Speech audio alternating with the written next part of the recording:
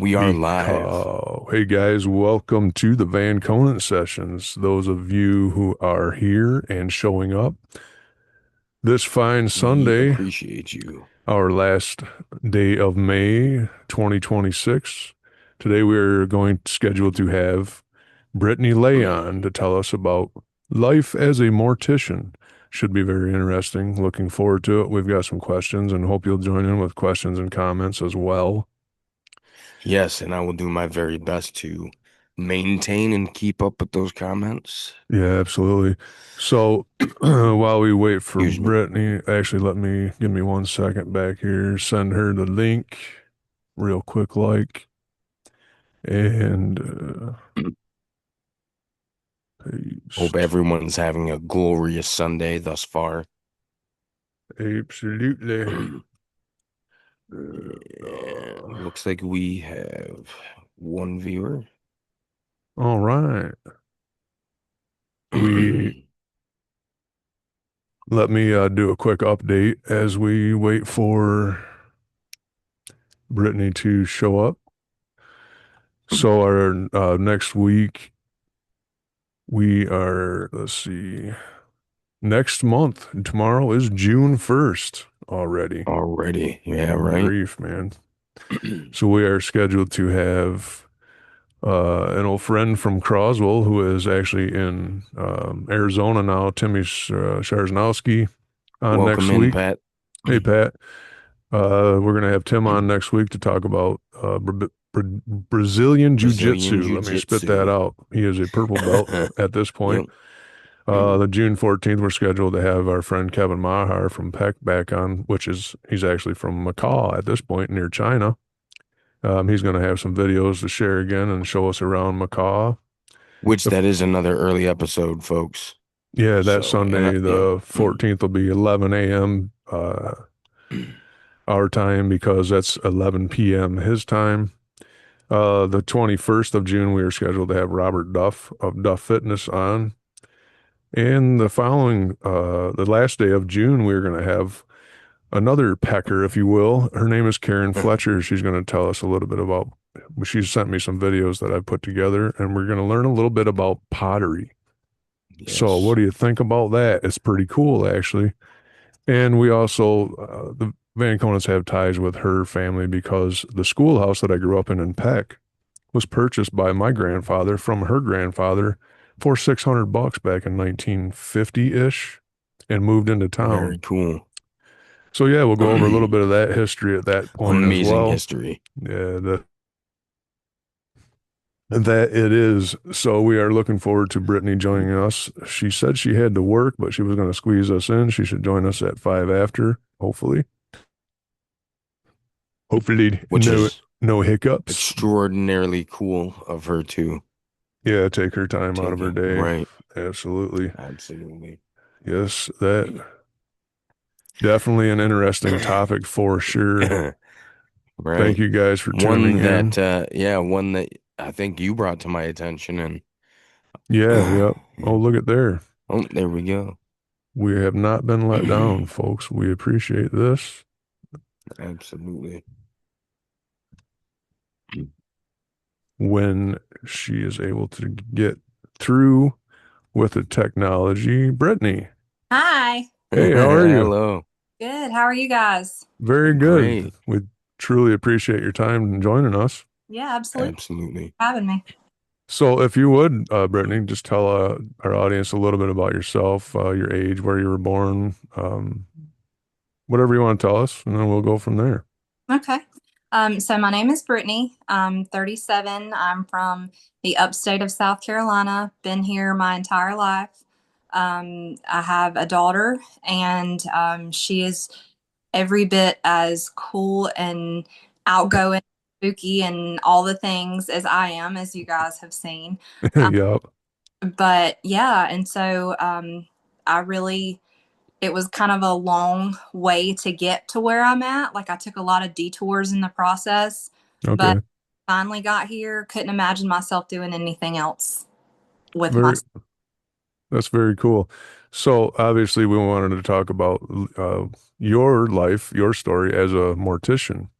Sure. And of course, everybody, not everybody, but a lot of people are interested in it, including myself and my son, Brett. This is my oldest son, Brett, Absolutely. Brittany. Very nice to meet you. Hey, Brett, how's it going? It is going great. So we have some questions, and obviously we'll talk about some things. We'll have viewers that'll probably chime in with questions and comments. So my first question would be, what made you decide to become a mortician? So, kind of as I was saying before, I'd started off initially. My mom owns a real estate company, and I had done the real estate, and that just wasn't it for me. She's done that my entire life, and I was just going to follow in her footsteps, but it just wasn't a good fit. And then I decided to pursue nursing. And I had gotten pretty far in the nursing program. I was working as a CNA. I did home health care, hospice care, that sort of thing. It is incredibly difficult to watch someone actively dying, and there's nothing that you can do to help them. Oh, And so wow. I was just like, this is not it either. I just don't know, something is still missing. And so I'd had my cosmetology license as well. Um, so I'd done a lot of different things. And when my grandmother passed, my family asked that I come in and do her hair and Oh, cosmetics. And then it just kind of everything kind of fell into place. So I had the previous experience with real estate for like writing the contracts and the laws and that sort of thing for like the funeral directing side. And then I had all of the experience from nursing and all of my experiences working in nursing homes and hospice and the hospital and things like that. And then with the cosmetology as well of being able to get them ready and make them look good so that their families could have that opportunity to say goodbye to them. So it kind of combined all of the skills that I had previously acquired into one thing. And so when I was back with my grandmother, it just kind of hit me. And I was like, this is exactly what I'm supposed to be doing. And okay. there are some days that it's incredibly difficult and I question why I chose this line of Yeah, work. I bet. Those things you can't just leave at work sometimes. So some of those cases hit really close to home and it just really affects you. But, the gratitude that the family show me for me assisting them through this time and for them to trust me to care for their loved one during that time, I can't think of a higher honor than that. I'm their advocate. I'm there to support them, to help them through these because they are completely lost. All And right. huge honor. And so I just am so thankful that everything lined up to get me where I am today. Very cool. How long have you been a mortician? About 6 years Okay. been in the industry. Hmm. Do you want to walk us through kind of everything that you do in as being a mortician? Sure. I'm dually licensed, so that means I'm licensed as a funeral director and as an embalmer. Okay. On the funeral directing side, that's meeting with the families, that's making all the arrangements, coordinating with cemeteries, preachers, ordering caskets, flowers, all of the things that the public generally sees related to a funeral. That's even the day of the service, making sure that all the music is correct, the pallbearers are where they need to be, that sort of thing. It's a lot more of for the directing side is it's more of the business side of it. I mean, you still have that close relationship with the families that you have to, you bond with them over time, but it's a lot of things that people don't see as the work that goes on the backside of that. And so that's kind of the more time consuming part is just kind of organizing all of these things. And then for the embalming side, I do, if we get a call, I go on the call and make the transfer, whether that's at a house, whether that's at a facility somewhere, a hospital, nursing home, the morgue, wherever the call may be. Um, don't necessarily love going on the home calls, as anyone in this line of work would probably agree with, because you don't necessarily know what you're walking into in a home, Right. and a lot of times they're not accessible. So, if it's a larger person and they have passed away and have fallen between the tub and the toilet, then I have to figure out how I'm going to get this person out in a Wow.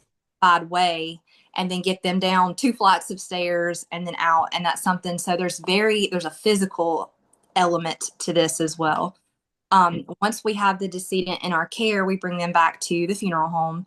And then at that point, we do what we call sanitary care, which is giving everyone a really good bath, cleaning them up, and then we'll set the features. So that means like closing their eyes, closing their mouth, that sort of thing.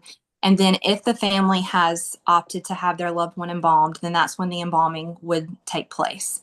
And so with that process, it's essentially a surgical procedure where we are injecting the embalming fluid into the decedent while draining the blood. This fluid is going to replace that in order to disinfect and to preserve the body so that it can be viewed by the public Okay. family. Okay. Well, that kind of led into another question I had. I was going to ask you the hardest part about your job physically and mentally. So you kind of answered the physical part. Absolutely. How You about, know, and as a society, I think we have all gotten just a little bit bigger. And so that's, it can present difficulties with that. Everyone is still treated with the same respect and everyone is still cared in a very dignified manner.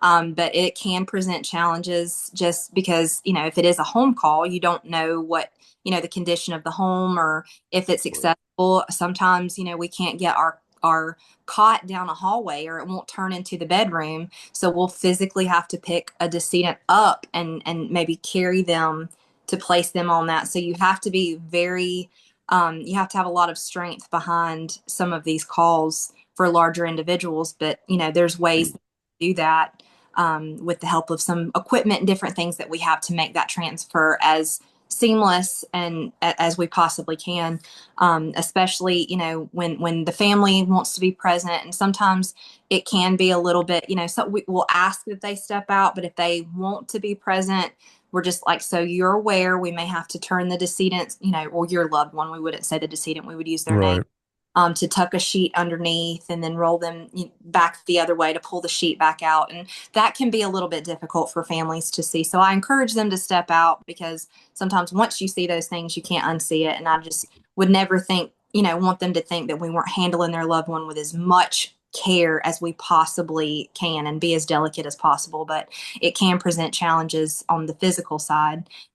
Emotionally, I personally, as a mother, I do struggle with children, um, babies. That's very difficult. I have had my fair share of, unexpected tragedies, and I would rather have 100 natural passings to one single tragedy, of because course. having to take the family in for the first view. They're already aware that they have lost their loved one, but I don't think it really sinks in until they step into that room and see their loved one in the casket in that moment. And that's when it hits. Yep. And it's difficult anytime. It doesn't matter the person's age. Anytime you take someone in for their first viewing, but especially from a mother's standpoint, when it is a mother going into view her 3-year-old Right. basket or something, that's incredibly difficult. And the sounds that you hear, the cries, the screams, those type of things are just the things that you carry with you. You can't shut that off at you close your eyes. Right.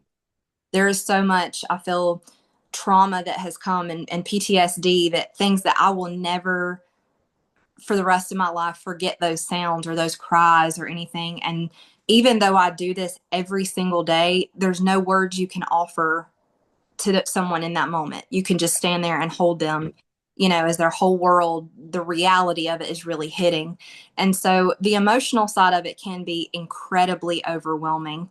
But, you kind of learn to compartmentalize, not to detach, because the day that I don't get upset over these people is the day that I need to leave this industry.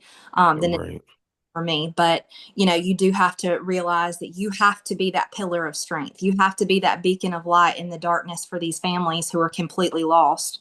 So it's up to me. They're looking to me for guidance. They're looking to me to help them through this. So you do have to kind of, in some ways, compartmentalize the emotional side of it just a little bit and focus on the job at hand and what can you do. And I can go home and I can, cry in the shower or whatever I need to do, kind of purge all of those emotions. But in that particular moment, I have to be strong for those people. Yeah, I was just going to say that the emotional part, that's a lot of baggage you're carrying right there. So Yeah. Yeah. that's got to be tough. Well, thank you for doing that. If somebody's got to do it, I wouldn't Absolutely. want to do it. Yeah, it's Um, not, it's a calling for sure. It's a ministry. And people, I hear that comment all the time. I could never do what you do. And I'm glad that there are people like myself, because someone has to. And in the most humble way possible, we give family an opportunity to say goodbye. And that's something that, if this was deemed as weird or creepy or no one wanted to do that, then families may not have that opportunity sometimes, Right. especially if it was a traumatic event or something. There's a lot of restoration that we can do.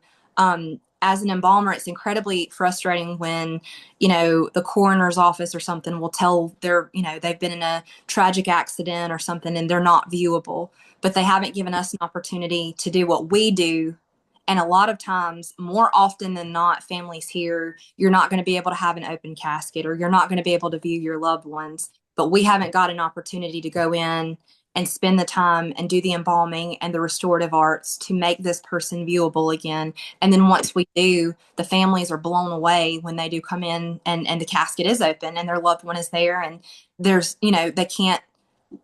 they can't see any of the physical damage that may have occurred because we have spent hours making sure that everything was prepared in a way that they could view their loved one. Yeah, we dealt with that years ago, so it'd be almost 30 years ago now. About 28 years ago, Brett's aunt passed away. It was a bad car accident, and she had been obviously beat up pretty bad, but they made her look very good. So, you kind of led me into my next question. So what's the youngest and the oldest? Or what's the spectrum you've dealt with? From youngest, we have, anywhere from fetal demise, maybe a couple of weeks in, and it just wasn't a viable pregnancy. So I'm talking like little babies that are just, barely the size of your hand.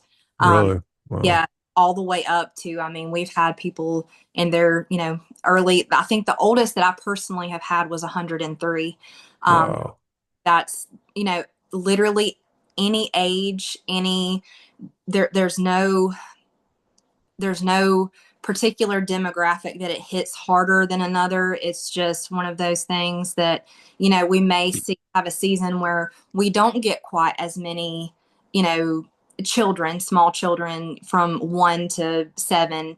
And then the next couple of weeks, we may get, you know, several at a time. There's really no reasoning, there's no way to predict it. Typically, Mm. we do see more older folks, which is expected, as people get older, then that's just kind of naturally the progression Right. of life. That's just the process that we all go through. We're all just, it's just as natural as being born. But it is unfortunate that sometimes we do still have to take care of babies and children and order infant sized caskets and that sort of thing. But, thankfully that's not quite as common as elderly folks. For sure. So I wanted to just tell you that. So you're in Anderson, South Carolina, correct? Hmm. So you're literally like 2 hours north of where we stay in Grovetown, Georgia in the winter. So you're not far from us. It's kind of cool. Um, but I noticed earlier, so I wanted to ask you, in looking at the website of your funeral home that you worked for, there's 3 locations. Do you work at all 3 of them? So the one that I'm at, there's only one location. Um, Okay. so this location, we did previously have another location, but we have just moved everything to one. And so it's just everything is done in the same area, from the funerals to the embalming to the cremations itself. We take care when someone calls us to use our funeral home, their loved one never leaves our care at all for any reason. They're there for the duration of the process. Okay. Mm. Yeah, and then I just happened to see some of the in the obituaries, so I was going to ask you. I didn't know if you had dealt with, but I seen a Spencer James Martin. He was only 16, passed away May 25th. I didn't know if you had dealt with him or not, but We all at the funeral home, we do see certain families, like I may see a certain family and work with them throughout the whole process, or I may be in the back taking care of a decedent. But really, all of us at some point have contact with the family, um, okay. the decedent. So we all, as a whole, as a team, are there for various things, for various reasons. You know, some of us may be working a visitation for a family. Some of us maybe, meeting with the family, or if it's like sometimes if it falls on a day that I'm off, then I may have to pass it along to another director to kind of and give them the notes and things, if I'm not able to be there. But at some point we all take care of every single family that come through um our funeral home. Okay. Very good. So I know Brett had some questions as well, and I'll let Yeah, just before I get there, we do have a couple comments. Chris Curry says, definitely a tough job for someone. And Mike Tubbs says, thank you, Brittany, for the respect you show and the responsibility for taking the loved one's burden on your shoulders. Absolutely, it's an honor, truly, because I mean, I know that if the family could be there, they would do that. They would be there throughout the process. But I hope that I can give each family the reassurance to know that in your absence, I'm there. I'm your loved one's advocate. I'm there to make sure that they are taken care of, they are loved on, they are treated with absolute care and respect throughout the entire process. Everyone, even during the embalming, we maintain everyone's dignity by keeping them covered at all times. We don't share things that we see in the back with the public. That's just it's a very reverent career, and we just try to keep that respect for those because, that they're not there. And I would just hope that, in my passing, that someone is as passionate about that level of care as myself and my coworkers, that I would know that I was, in the best of hands. Even though I'm not able to take care of myself, then there is someone there that will for me. absolutely. Um, so I do have another question before I interrupted Brett, but and then Oh, no, go ahead. I'll let him get to his because I've She, only we had a few she, anyways. But go ahead, Brett. no, I was just gonna say she's pretty thorough. So All most of right, them she's already answered through starting to her answer. Yeah. explanations. But yeah, I did have a couple left, so I'll get Uh, those in after yours. okay. So one other question I had was, have you ever had an experience that confirms in your mind life after death? I believe so. There have been some situations, um, a lot of questions that we typically get asked. I love to talk about what I do for the simple fact that I feel like we all have a natural curiosity about what happens. Right. There's we see things on TV and movies about, and it looks like this dark, dimly lit room and all this stuff. It is not that way at all. In reality, it's very bright and sterile. Think like an operating room at a hospital, that sort of thing. Yep. It's essentially a surgical procedure. So there's a lot of things that are very misleading that people have seen on television. A lot of questions that get asked: have I ever heard someone scream, or has anyone ever sat up? Do they move after they've passed? And none of those things are accurate at all. A lot of those are for the thrill from Hollywood of seeing somebody like sit up off the table. Mhm. That does not occur even slightly. But a lot of people have those questions. And so I don't mind answering the questions because I want people to understand that we do, as a society, and especially in our culture, death is very taboo. We don't talk about it. We don't look at it. We don't think about it. If you discuss it, you're morbid or there's something wrong. And that's not the case. It No. be just as beautiful as birth as life can be. And so I don't ever mind talking about it. But as far as like seeing anything, spooky or scary or anything like that, I have not. But I have had very peaceful moments, situations where maybe we're making arrangements and the family will start talking about a funny memory and maybe the light would flicker or something like that. And the family's like, okay, she's here with us right now. Or, we'll be sitting there talking and she really loved yellow butterflies. That was just her signature thing. And then in that moment, a yellow butterfly would like come by the window.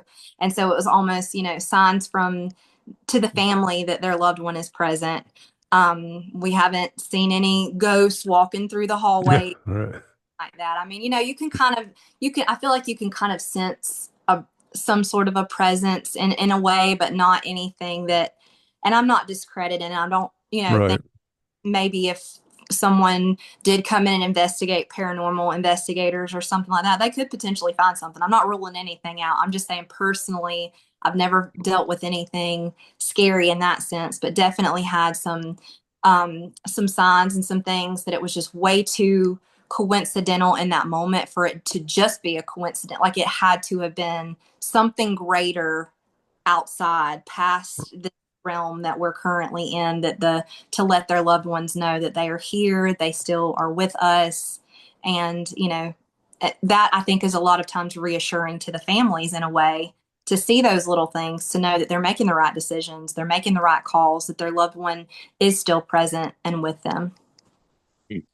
Okay, so I do have another question before Brett gets to his, because actually I had just had to bury an uncle, unfortunately, a couple weeks ago, and I was a pallbearer, and so he was. My question is, obviously he was embalmed and all that, but he was he was passed away for almost 3 weeks before we buried him. So do you use refrigeration? So with the embalming, it does temporarily slow the process of decomposition with the embalming fluids that we use, and especially if we know that it's going to be a little bit longer before the burial, there are different fluids and chemicals that we can use of different indexes, which is the strength of it to kind of help prolong those things. The body does take a natural it's a natural process, and eventually these things will occur, but there are preventative measures that we can take.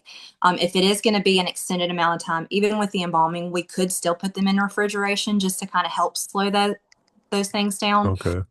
Typically, if it's a thorough embalming, everything has been done as it should, and the fluid works well with the decedent. And that's really a case by case situation as to what they would need. And a lot of times we don't know what is going on with someone internally. We're not doctors, we don't know. We can do a visual case analysis, and we can tell if someone is jaundiced or if there's a lot of edema or that sort of thing, and we can treat those things accordingly. But sometimes we may not know what kind of prescription medication someone's on, and it could affect things differently. So it's just kind of, as an embalmer, you just kind of keep an eye on those things, and especially if you know that it could be a couple of weeks out, and just make sure that we're not having any sort of changes that would not be appropriate for a family member to see their loved one in that state. And then we can kind of, there's different things that we can do to try to remedy if we do see that there is a problem. Okay, yeah, just curious, for obvious reasons. I knew the embalming did, I knew a little bit about, obviously we do that for, or you do that for a reason, but I wasn't sure how much, if at all, refrigeration was used. If Um, no embalming, then there either has to be refrigeration, oh, right. but with the refrigeration, and every state has different laws. In my state, if embalming is not required unless there's going to be an open casket for the public, if we're advertising a visitation on an Oh, open, okay. then it does. And that is just simply for the fact of, just the condition of the decedent. So embalming is required in that instance. And also embalming is required if someone is going into a mausoleum versus a ground burial. If Gotcha. calls and they're like, we're not going to have an open casket, it's going to be maybe a direct burial, and we're going to do a celebration of life at another time, and it's going to be a ground burial, then in that instance embalming is not required. Refrigeration would take place until it was time to take that individual to the cemetery.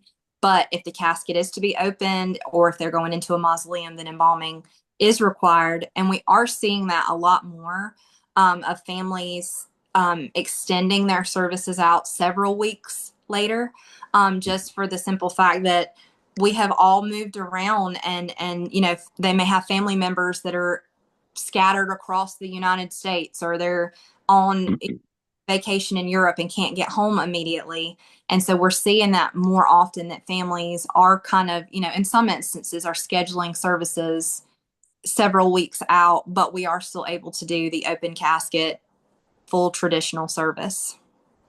Okay. Okay, so I do have another question, but I'm going to let Brett get to his before I get. We actually have one from Pat, so I'll get to his. And Okay. then, so Patrick says, I have worked with funeral homes and positioned to escort the deceased from their homes and the opposite end and actually digging graves or great digging grave sites.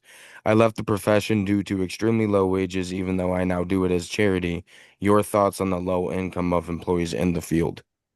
It can be challenging for sure. A lot of people have this misconception that funeral directors make lots and lots and lots of money. Um, that's not necessarily the case. I do make enough that I'm able to take care of myself and my daughter. And a lot of it comes from I do have livable wages, but this job is not about making money. If I wanted to make money, I would have gone to medical school or I would have been an attorney or something like that. A profession Right. could make that kind of money. You don't make that in the funeral industry. Um, because we're not here, despite what a lot of people may think. I'm not here to sell a family anything. I'm not a salesperson at all. When I take a family in to view a casket or a vault, I'm going, my job is to educate them, to tell them what they're looking at and the pricing points for each thing. So, from a business standpoint, I understand, that you would want to sell high end things. But for me, I want a family to feel comfortable and confident with their decision. So I don't care if they spend $1,100 on a casket or $11,000 on a casket. That doesn't matter. I want them to feel comfortable and that they're within their means. So there are opportunities to make more money, and you could absolutely go that route. And I'm not saying that there's necessarily anything wrong with being a salesperson, but for me personally, I just want to make sure that a family knows what they're looking at, why things cost what they cost, and just inform them. And then what I'll typically do is I'll step out of the room. I'll remove myself completely to allow them an opportunity to speak privately about what they feel comfortable with. And I try to assure each family that comes in, this is something that you're not, I'm not going to look at you any differently if you have, this amount of money and you have to stay within this budget. I want you to feel comfortable with that. So whatever that looks like to you, you know, may look different to someone else. There's no judgment here. It's whatever you can do and allow us to help you honor this person's life, because ultimately that's what it comes down to, is celebrating the person and not what you're putting them in. Yes, you could put them in something and generate a lot more income for yourself, but at the end of the day, it's like really about, just making sure that everyone is taken care of. So the wages can kind of, vary depending on where you're at with that. And some families come in and they want the biggest and the best for their loved one, and that's not even a question. They want the Right. best. They want the best of all, and that's fine if that's what they want. But I would never push someone in Absolutely. that direction just for the sake of profiting more money, if that makes Right. sense. Yeah. Okay. Yeah. I So pretty much all my pretty much all my questions have been answered through through all these other things. I do have if you could, or if you can even think of one word that describes your profession, if that's even possible for you. Um, how I view it personally, I view it as very fulfilling, for the So, fact that, yes, it can be incredibly challenging, but to know that you have helped someone in their lowest, darkest times. We don't get a lot of thanks and recognition for what we do, but that's not what I'm in it for. I'm not looking for, billboards and Facebook posts and all these wonderful right. people I appreciate. It's about building that bond with a family, and they do remember you after the fact. I've got several families that I still keep in contact with. At holidays they'll still send me Christmas cards, or they've done things. There was one family that I took care of, and just in conversation they found out that my daughter enjoyed sewing, and I was taking care of their mother, and she brought one of her mother's sewing machines. She had several Oh up from wow. have, like, just conversations, and you really form that bond. So it's very fulfilling to know that you've cared for someone and that you've really made a difference in someone's life. You've really been able to help them through this process. And so I just think that it's just a huge sense of just, I'm gracious. I feel a lot of gratitude that they've trusted me, that they've allowed me, but it's not transactional by any means. I'm not in there to just write obituary information or death certificate information down and then just get the next one in here. I want to talk to them. I want to get to know them. And for me, it's always important to start an arrangement conference asking about their loved one, because I didn't have the pleasure of knowing this person while they were living, but I do get to know them through their families. And that really makes it that much more special when I'm caring for that loved one, because I know, looking at these little hands here, these hands made the best homemade biscuits in the South right here. It's little things like that, or Yeah. this, Right. but he could take a whole entire computer together and put it back together in an hour, whatever the case may be. It just gives them a little bit more than just a person who has passed in the back. Then they now have a personality. They have hobbies and interests, and they were a life at one point, and I get to help that family celebrate it. So it's very fulfilling in that sense.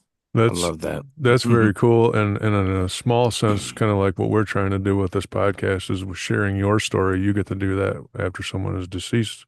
You get to Absolutely. share theirs, so that's cool. Yeah. Um, so I have a couple more questions now. Speaking of the cost of, obviously, I've been in the process of for a while, and now in recent months, because of life happening, Mhm. looking into getting plots for myself. And looking into the cost of it, obviously, it can vary widely. What do you think a typical funeral costs? Say just a 2 day showing and the cost of a casket and the vault and the burial. What do you think the average cost for someone like me would be? So for merchandise, that's going to play a large portion in the ultimate cost. Merchandise being casket, vault, register book, programs, all the extra things, the that sort of thing. But typically, just on average, if you already have cemetery property, you're probably looking at 12 to 15,000 for a burial. Oh, If you have that, it can be upwards of 20 or so. Also, if a person has a vault, there's different things that you can do to kind of help fluctuate those costs, depending on what your budget is or what kind of services you're looking for. So a good thing to do, and what I encourage everyone, I don't care how old you are, I don't care what your health is, pre-planning your funeral is so important. And this isn't somebody, once again, trying to make a profit off of anything, but what happens when you pre-plan your funeral is you are setting your wishes up so that in that moment, your loved ones aren't having to decide, well, did he want cremation? Did he want burial? right, Kind of casket? We never even talked about these kind of things. You have already made those decisions. And one of the benefits of pre-planning is everything is guaranteed at today's prices. So if you pre-plan in your 20s, everything is locked in. And then if you live until you're in your 80s, the cost of funerals, as everything else, is steadily going up. Everything is getting more and more expensive. But if you pre-planned, it is a guaranteed contract. So when you're 80 years old, then those prices are guaranteed at what you spent when you were 20 years old.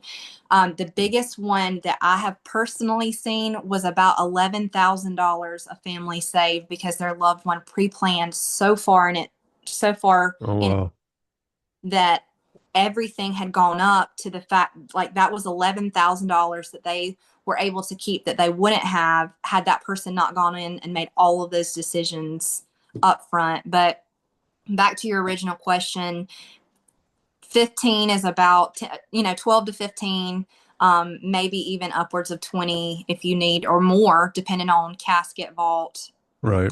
that. So that's kind of what I had figured in my own mind is probably 10 to 15 based on what I already know. And, so I have a small life insurance policy to take care of that because that's another big burden they don't want to leave on somebody because somebody's got to take care of it. So, um, another kind of question I have is you can probably tell us a little bit about rigor mortis. How Mhm. does that work?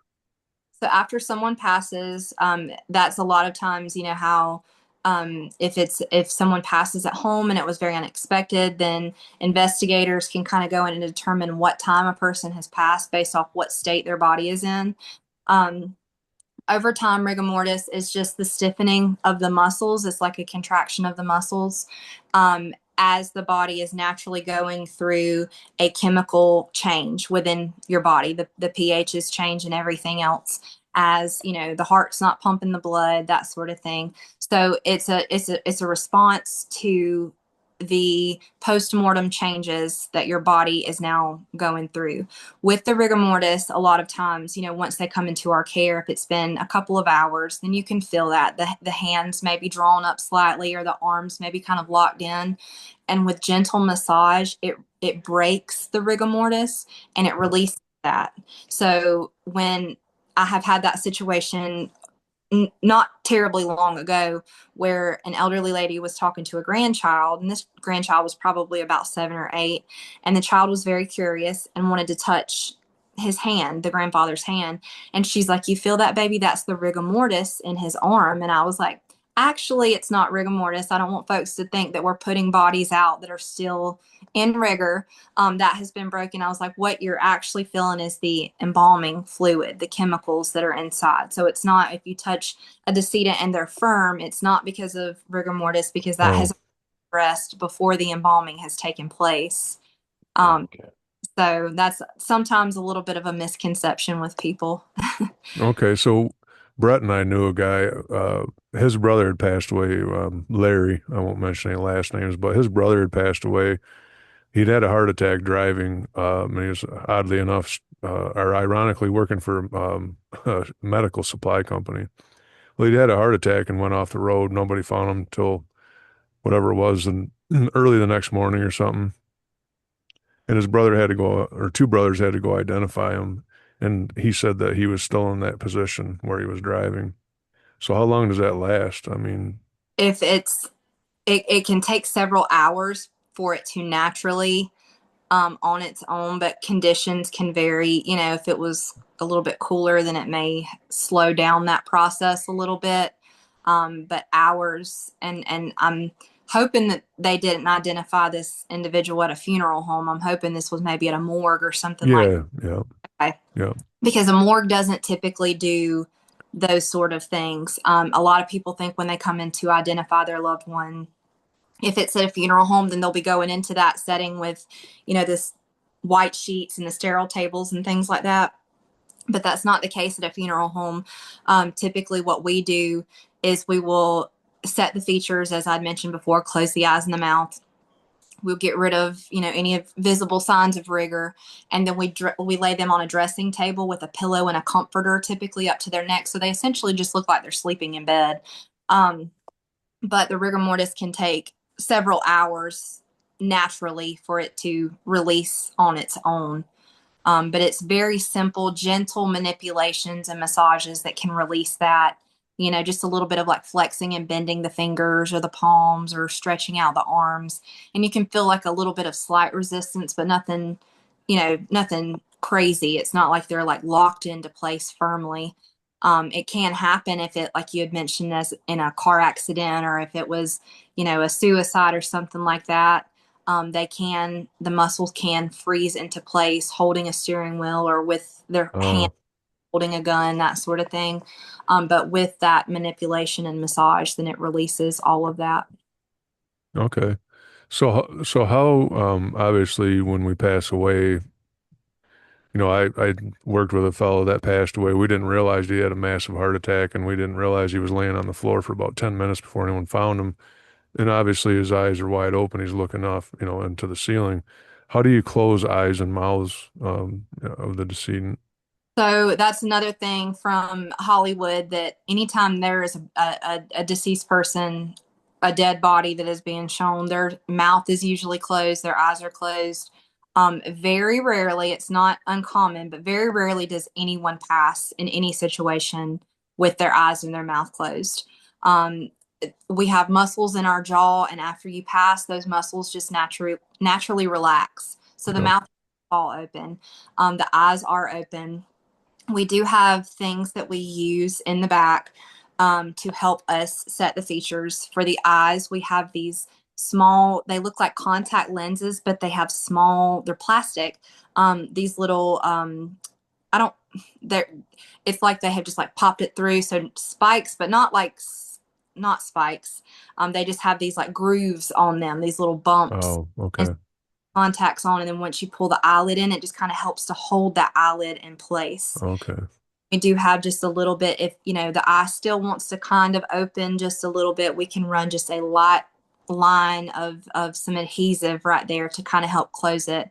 But these eye caps help to keep the eyes closed. For the mouth, there are a couple of different methods that we can use to close the mouth. For someone who has teeth, natural teeth, we can use what we call a needle injector, and we inject these little metal, they're little brads with wires on the top and the bottom, and then we just close the mouth and then just twist the wires together Okay. back, and so that helps the mouth stay closed. Typically, if you don't have teeth, there's nothing to really hold those brads in place, so we may have to suture, and there's a couple of different methods. But just basically going into the skin of the mouth there and then just creating something that we can tie the ligature together to keep that mouth closed. In some cultures and traditions, they don't want anything invasive, no sort of surgical procedure, no sort of metal, anything like that. So sometimes, if our teeth, we may even have to wrap the ligature around teeth pretty tightly, top and bottom, and then just tie it that way. And then we're able to close the lips that way. Okay. Well, you answered a lot of questions. We really appreciate that. Absolutely. Um, yeah, I don't know if Brett has any more questions, and Personally, she's answered all of mine, but Mr. Heffron does have another question. Sure. He says funeral homes are not necessarily a new concept. Throughout history, most people held services in the house of the family. Have you served that example, or is there a law against that? There's no law here, that could vary state to state, but we have had some instances where someone did want to have a traditional funeral and visitation at their home, and we're absolutely happy to accompany that. The only situation before we agree to that is we would need to go out and do certain things like measure doorways to make sure that we can get a casket into the house in some way, because a lot of people don't factor in that, or if their loved one was maybe a little bit of a larger size, we may have to upgrade to an oversized casket, and that oversize may hinder us from coming in.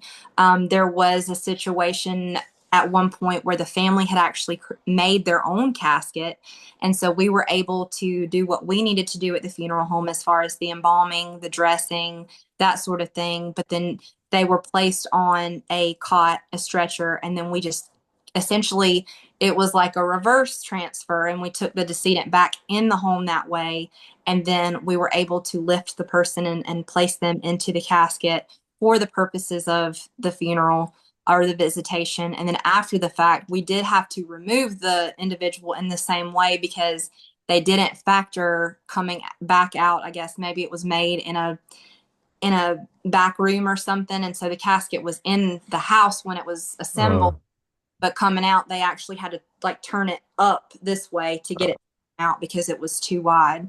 So we did have to remove, but we can absolutely accommodate in any way whatever a family's wishes are. We are here to do that. And so if being at home, as was traditionally done, as a request, we can absolutely do that.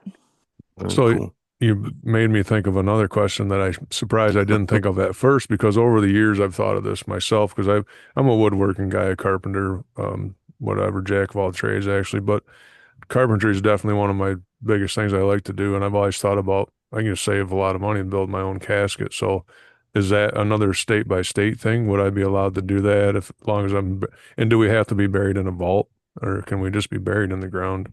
So for the caskets, you can in my state, you would want to check with your own state's laws, but you can make your own casket. We had a gentleman not long ago that brought one, and it was such a beautifully designed casket. It was homemade. He did such a beautiful job. The Wow. artistry was fantastic. The family knew this person, and he didn't pay, but just very minimally for this casket, and it was beautifully done. And so my state does allow for those, homemade caskets. They're just certain things, requirements as far as the size, the depth, the width of it, that sort of thing, to allow it to fit into a vault, that would just need to be checked on in advance. As far as the vaults, If it is in a perpetual care cemetery, most church cemeteries, it varies church to church, but perpetual care cemeteries vaults are required in my state for burial. And that is just for protection because even though, the casket is sealed, if it's a sealer casket, typically the metal ones are sealers, the wood ones are not. Um, Right. there is, the possibility of the decomposition. Right. It's going to cave in eventually. Right. Right.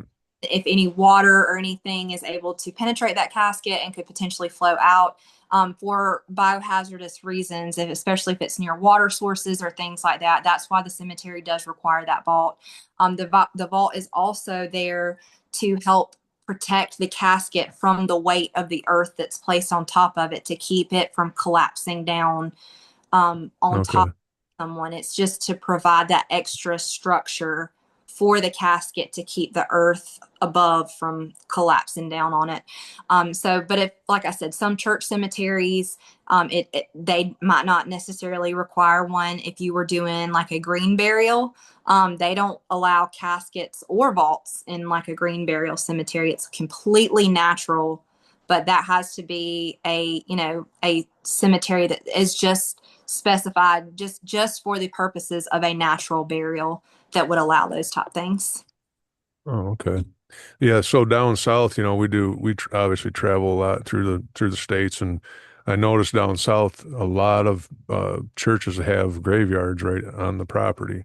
That's something not, it's not like that around here typically, up, up north anyways, but I do see a lot of it in the south, and is that just, is that a southern thing, quote unquote, or what is that? Because I see it a lot down south in Georgia. Absolutely. And I'm not sure of the exact origin of when it exactly started, but I would imagine that after, families probably made the transition, there used to be just the regular, community cemeteries that would be separate from a church. But over time, as families started to transition to having funeral services in a church to accommodate larger crowds of people, that sort of thing, then it was probably just for the convenience of then the pallbearers could, at that moment, take the casket from the church after the service immediately out to their final resting place there at the church in the cemetery. And just I would imagine that was probably the logic behind it, was just then you're not having to travel as far. It's closer to, especially in the South and the Bible Belt, a lot of people are very Yeah.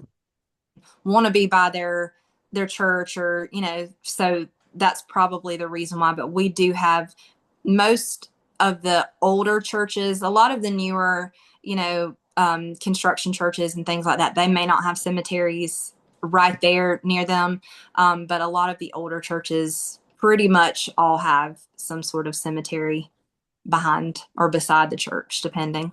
Yeah, definitely. And down south, like I said, it's church. Yeah, it's the Bible Belt for sure because there's churches everywhere down south.